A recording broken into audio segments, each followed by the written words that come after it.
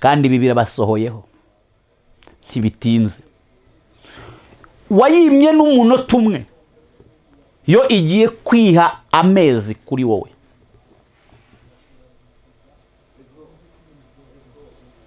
Ariko niba hariho guhindukira, niba hariho kubonera Imana umwanya, hari ibyo yakuganirizaga yabuze undi biganiriza, hari ubushuti mwagiranaga yabuze umuntu yizera, shakira umwanya Imana aho uri hose, icyo ukora cyose, akazi urimo kose, inshingano ufite iyo ari yo yose, nushaka ube warabyaye impanga, shakira Imana umwanya. Kubana na Yesu iteka mu ijuru bidutera umunezero bikadushimisha. Twatangiye, Imana ishimwe cyane. Imana ibaho umugisha, tuba turi mu mwuka, izi ndirimbo ziradufasha cyane, kandi iyo turi mu magi izi ndirimbo zidufasha kuva mu makuba ndetse n'ibyago, kubera ko buri muhanzi wese wagiye aririmba zino ndirimbo yabaga ari muri situation, akaba ari yaririmba iyo situation. Benshi nyine mwaraziretse, ariko ndagira ngo mvuge ko ukwiriye kongera kujya ku gicumbi cy'umwuka wera, kugira ngo Imana ikomeze kubana nawe. Uri kumwe na Apostle Evode, Imana igumugisha kugeza ubwo utangara. Imana yaduhaye umuhamagaro ugoye cyane wo gusengera itorero rya Kristo, ndetse no gutambutsa iby'Imana ishaka ku mitima y'abantu, ndetse n'ibyo igambiriye ku buzima bw'abantu. Mfite ubutumwa rero Imana yampaye ibabaye integeka ko ntari buryame ntabutambukije, ngira ngo ubu burije mise nshaka umukameramani kugira ngo ntambutse message ndyame ntafitanye idene n'Imana n'urubanza. Hanyuma buriya iyo turi kuvuga twebwe iby'Imana yadutumye, nahawe ngo bishyire mu bikorwa cyangwa se ubyihorere. Ariko hagati aho turagira ngo tubibutse abantu mukunda kwandika comments muvuga ngo ese ngiyo Mana ngo ngibatuma buri munsi. Reka nkuhe ikinyarwanda cyumvikana. Ubwari bwira utavuze, igisubizo ni hoya, uravuga. Noneho niba rero bwira uvuga, Imana iravuga nayo. Hanyuma icya kabiri, ese warabyaye? Yego, uwabyaye niwe mbajije. None se bwari bwira utavuganye n'umwana wawe mu nzu cyangwa no mu kazi? Igisubizo ni hoya. Ugomba kumenya uko yiriwe n'uko yaraye, ndetse hari icyagura mumenyesha, kavuga ngo uyu muhanda wakundutse ntuwunyuremo mwana wanjye, ndetse niyo hari akantu gakomye uhita ukubita agatima ku bana bawe. Rero Imana ifitanye ubumwe n'abantu bari muri ministeri riratashye, igomba kutuvugisha. Niba utemera ko Imana ituvugisha, isohokere mu wirebera ibindi, it's okay. Imana ntabwo ari ikiragi wowe ngo uvuge yo iceceke. Kandi ibi ni iby'abana b'Imana nyine, kuko biba byakunaniye kubyumva, nta kundi twakugenza. Umwaka ushize, reka tuvuge nk'ibintu bitanu Imana imaze kutunyuzamo kandi tukabona bibaye biri clear. Turahera ku buhanuzi twatanze hari mu kwezi kwa gatanu mu matariki 20. Muri uwo mwaka Imana yari yambwiye ko mu kwezi gukurikiraho kwa gatandatu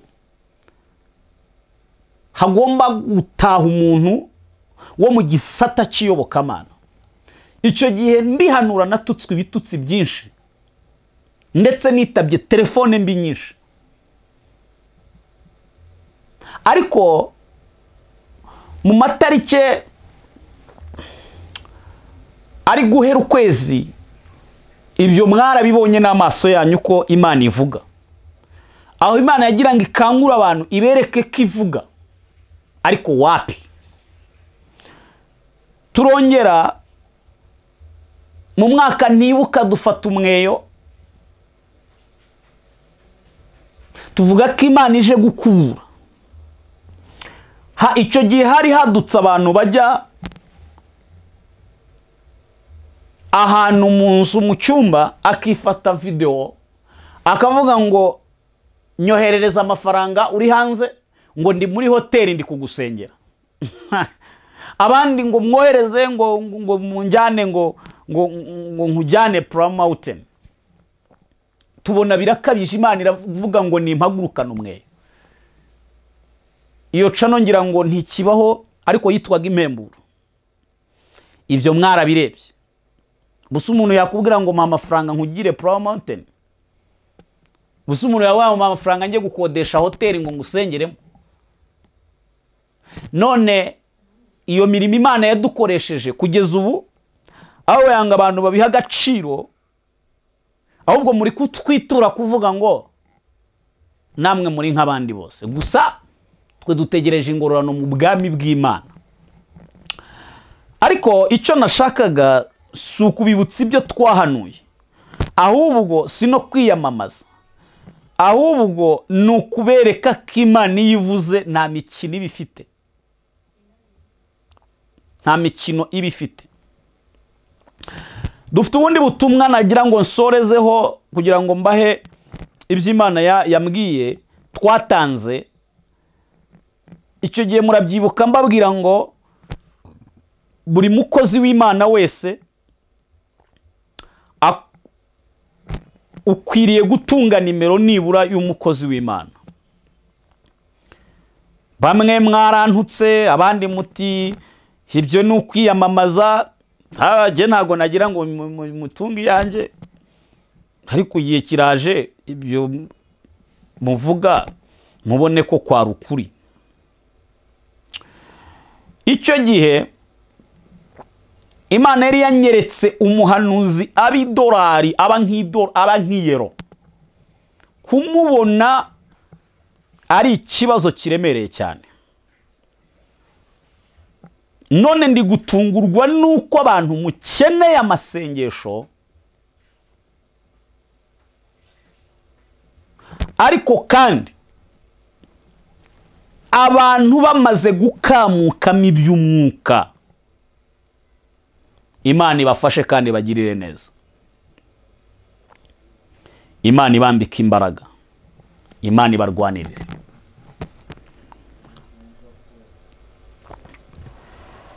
Icyo gihe naravuze nti nyabuna gira inshuti y'umuntu ukorera Imana,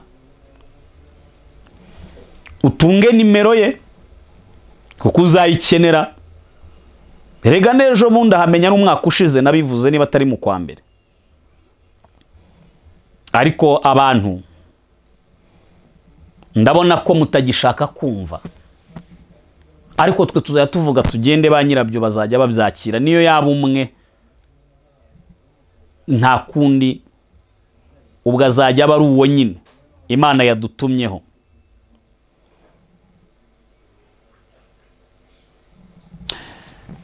Rero icyo nashakaga, nari ndi gushakaho nabyanditse,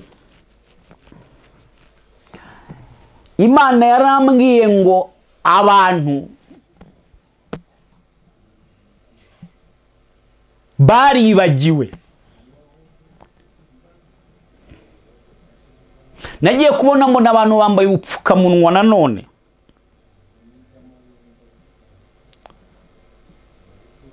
Noneho ijwi rirambwira ngo mbwire abantu,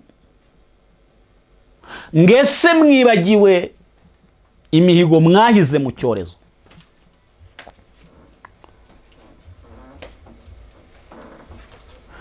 Uyu mwanya muribagiwe, utazi ko buri buke, utazi ko buri bwire. Mbega mwene muntu, Imana ibimbwira ibabaye, iravuga ngo ibikangura abantu iyo bije bakanguka uwo munsi, ngo ariko bakongera bagasinzira. Inshuti yanjye, wari uzi ko umuserebanya wagiye ku mabati, ku mategura,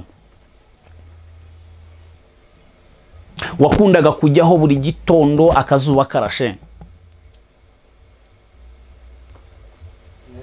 Uwo muserebanya umaze kujyaho ubigira akamenyero, ukigaragura, maze inziza gushya. Rero umuserebanya urimo wota akazuba, uwo muserebanya inzira ashyira kongoka, ukumva hashyushye cyane, uyavuga ngo niko byahoze, birangira umuserebanya uhiye ushiririye. Reka tuvuge ngo niko byahoze yokeje umuserebanya.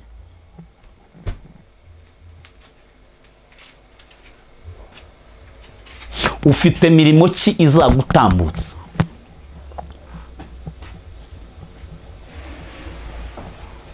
Ufite ngamba ki zo kwegera Imana? Ese uraguma mu kibi cyangwa ukwiriye guhindukira? Yesu agutegeye amaboko. Nabonye ibiganza binini biteze, ariko mbona babisanga ni bake. Nyiri ibyo biganza nkabona afite umubabaro mu maso. Ijwi ry'Uwiteka rivugana nanjye, rirambwira ngo abantu ndi kubinginga ngo banyegere, ngo ariko uzababwire ko bazagera igihe cyo kunyegera ntagishaka kwegerana nabo. Impari rya jambo rivuga ngo nanjye nzabakina ku mubyimba mwageze ibyago. Erega iyo dutangaza ibintu tuyoboye ko isi igoye, ariko nibura se iyo wivuruguse muri ibyo wibuka guca bugufi ugasaba Imana imbabazi? Cyangwa wabaye igihangange mu maso y'Imana, Imana ntiyakubasha? Yimura imisozi itabimenye iyo mvuga, ikayubikana uburakari bwayo. Umuhanuzi iteka aracyaha, agarimbura, agatera imbuto nzima. Turi ba Nehemiya muri kino gihe, turi kubaka inkike z'i Yerusalemu zasenyutse mu buryo bw'umwuka. Ntabwo agakiza kageze igihe kuko kurebera mu wundi muntu utari Kristo. Ni igihe cyo kubonera agakiza muri Kristo Yesu. Ni igihe cyo kubonera agakiza mu ijambo ry'Imana. Niba wibwira ko hari uri kugera ikirenge muke muri iyi si, uri muri beshya.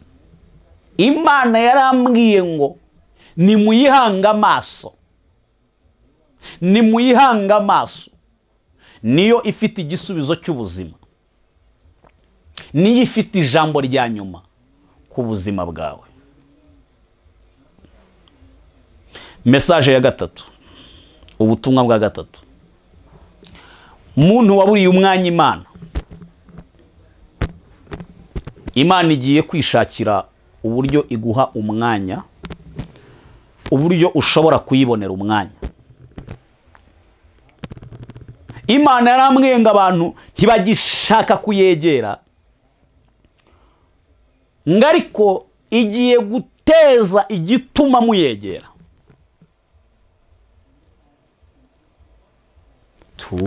Tunganira Imana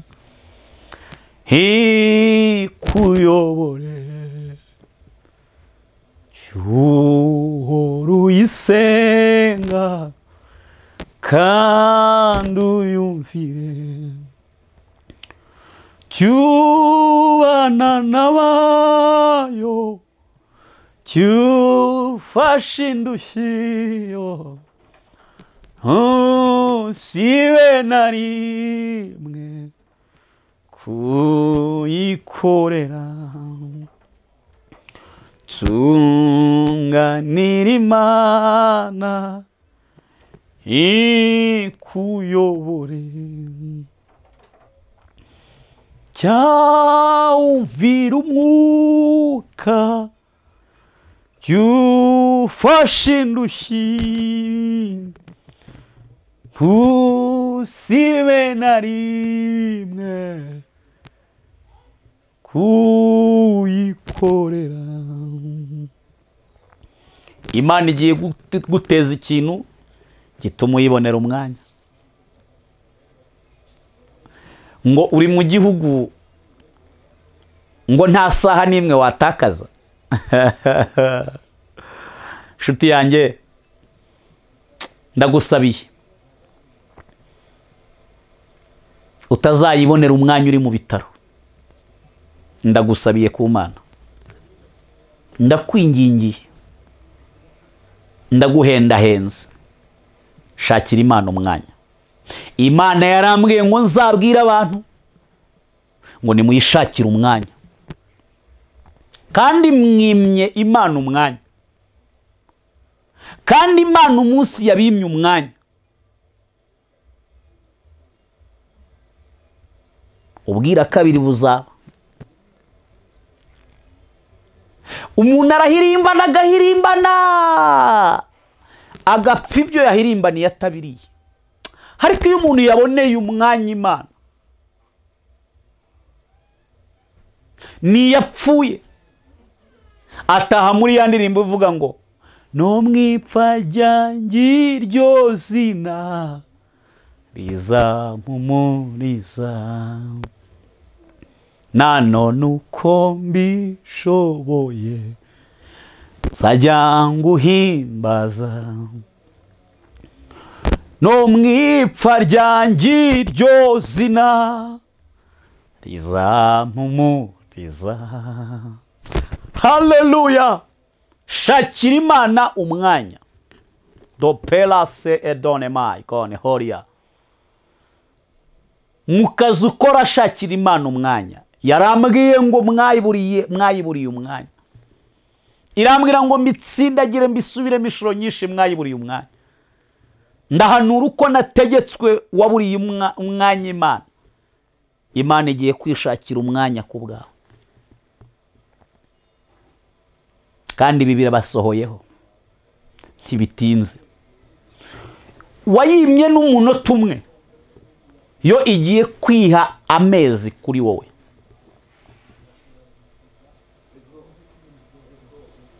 Ariko niba hariho guhindukira, niba hariho kubonera Imana umwanya, hari ibyo yakuganirizaga yabuze undi biganiriza, hari ubushuti mwagiranaga yabuze umuntu yizera.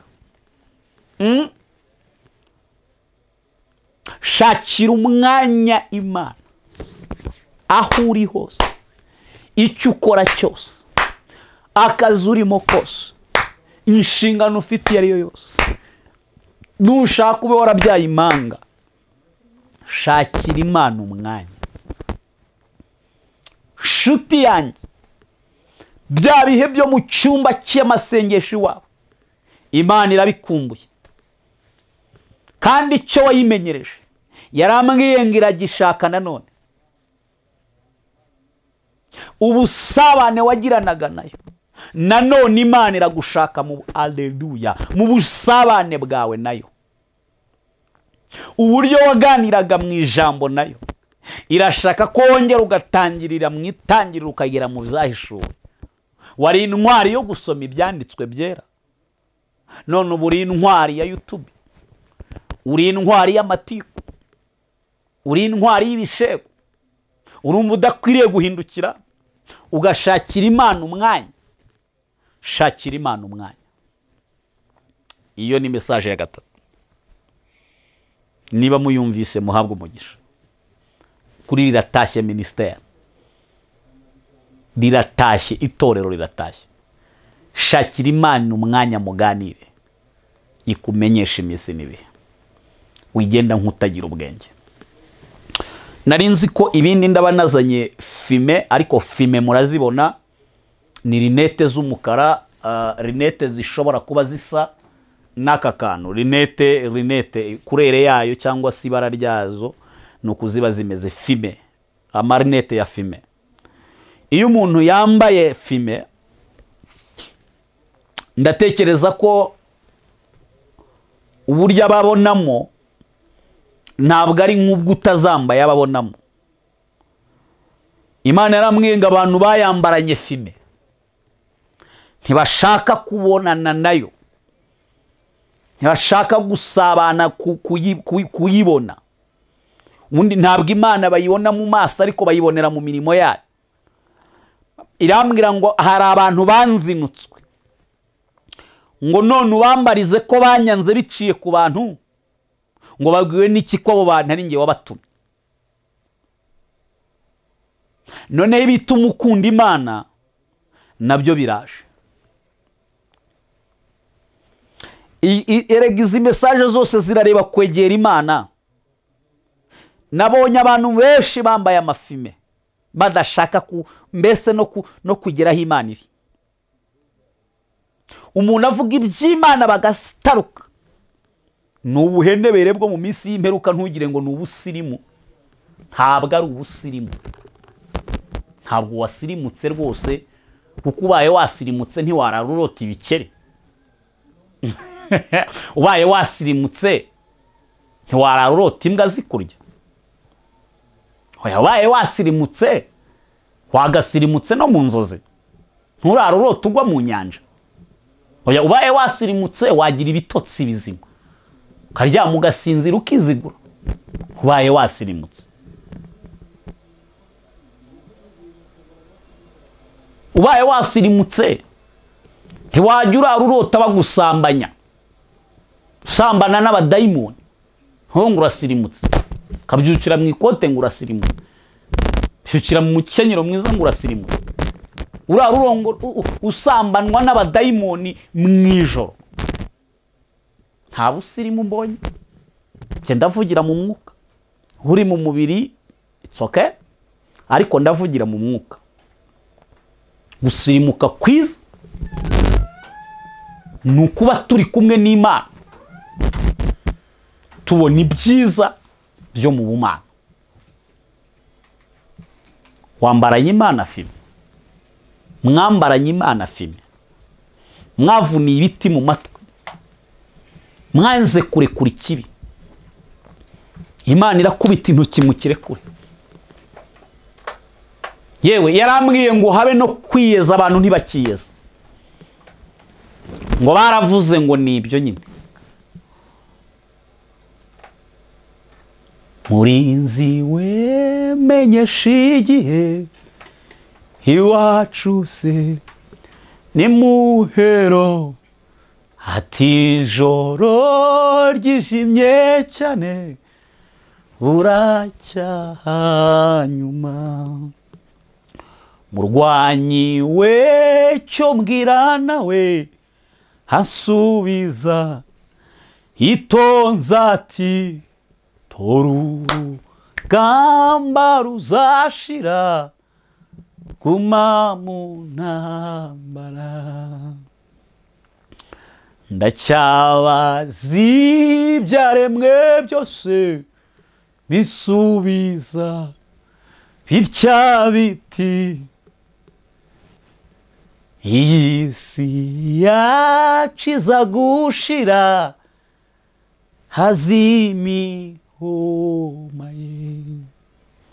Menye ibyo bimenyetso amina byerekana kuza kwe, kandi byaremwe uko bingana byiteza impanda ye.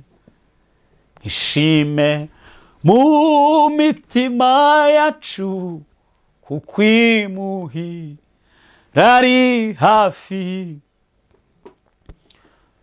Imana ibagirire neza. Ambura fime, yarambwiye ngo abantu nimukure fime mu maso ngo murebe kuko isi iri guhenanguka. Byaba bibabaje rero uramutse urimbukanye n'umuntu wenjoyinze isi, wowe wararirimbaga ngo uzajya mu ijuru. Ariko se ntimubona ko abantu bari gupfa umunsi ku munsi?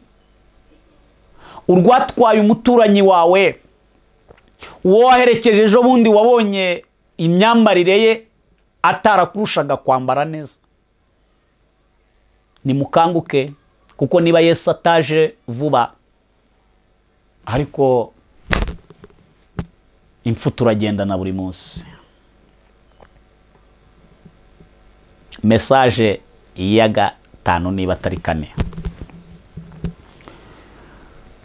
yarambwiye ngo nzabwire ngo abantu bavomerera abandi nabo bazavomererwa. Uvomerera abandi nawe azavomererwa, azavomererwa, azavomererwa. Haleluya.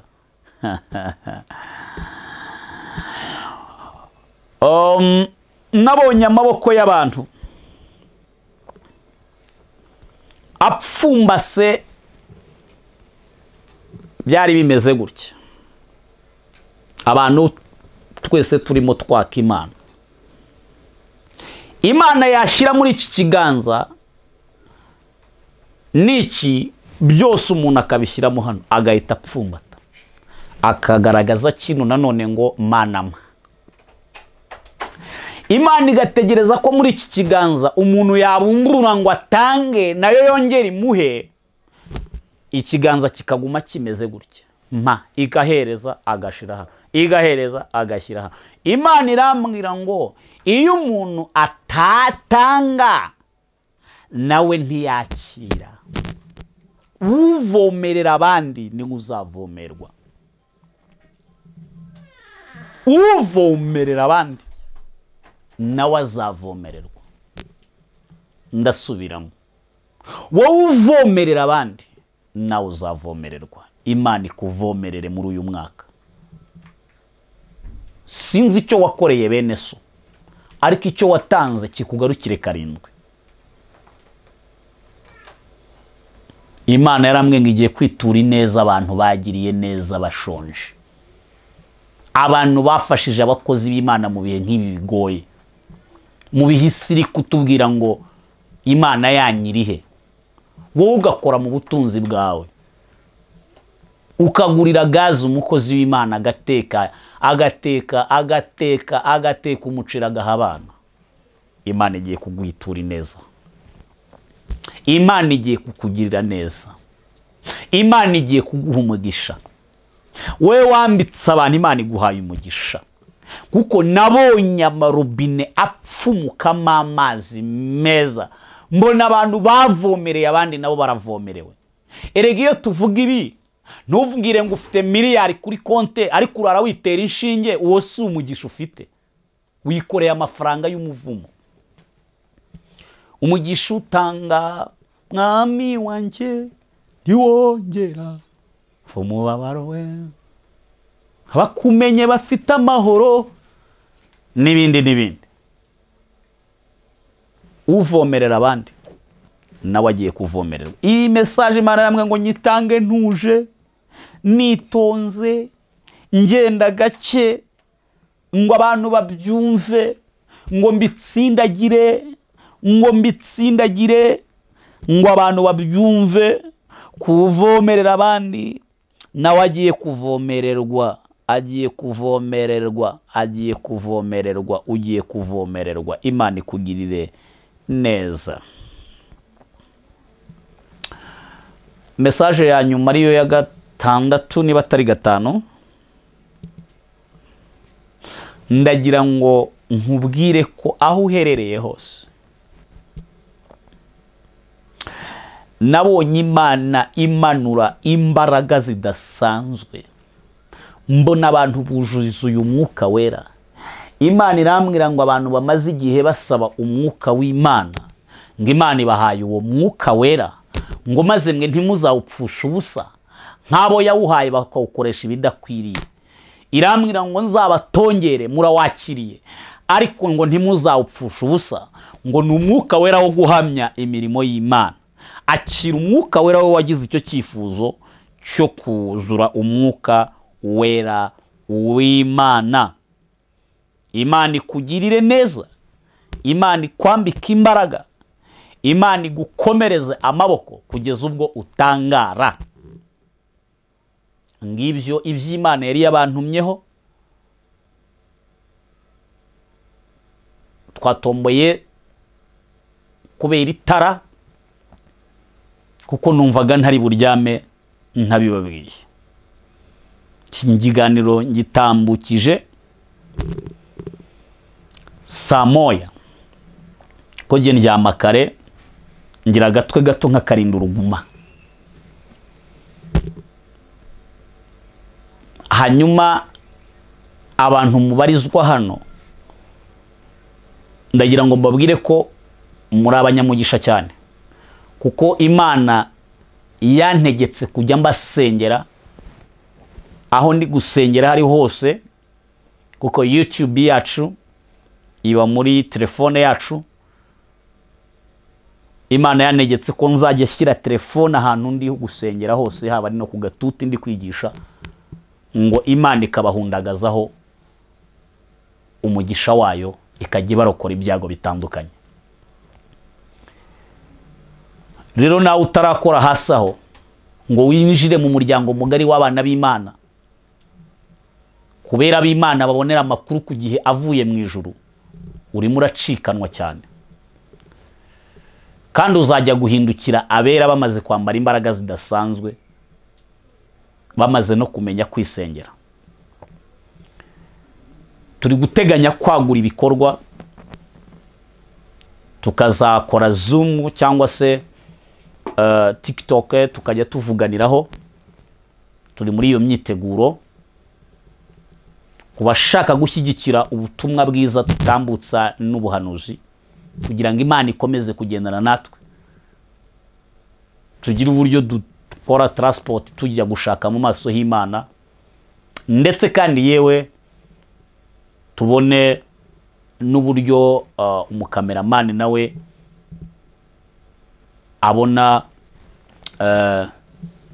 ibyo agombwa.